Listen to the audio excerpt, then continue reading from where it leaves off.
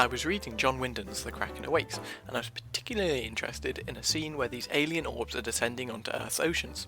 So, I had to go at making the scene in Blender. First, the orbs. I used a UV sphere with a noise determining the colour and the strength of the emission. This should give them a sort of random alien glowy look. Next, we need fog around the orb.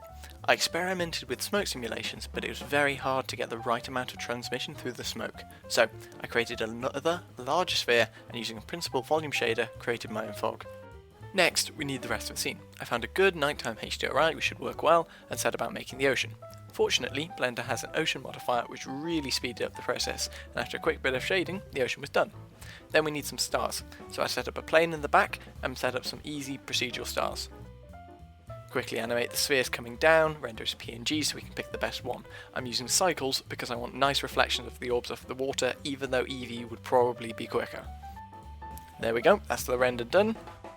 Now to extend this further, there's a couple of things I tried. So, making new workspace, I set the render as the background and modelled a quick railing so the viewer thinks they're on a ship. I'll go over a couple of things that I can think of to improve this further and a couple of issues with the render as it stands.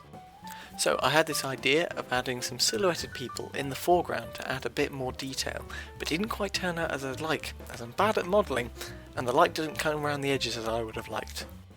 Adding some smoke trails from the orbs coming down would probably improve the image as well, but as we said earlier, smoke is hard.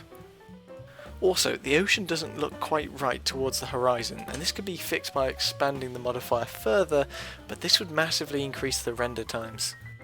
More time spent on the texture of the railings would also greatly improve the result as well. But overall, I'm happy with the result considering the time I've spent on it.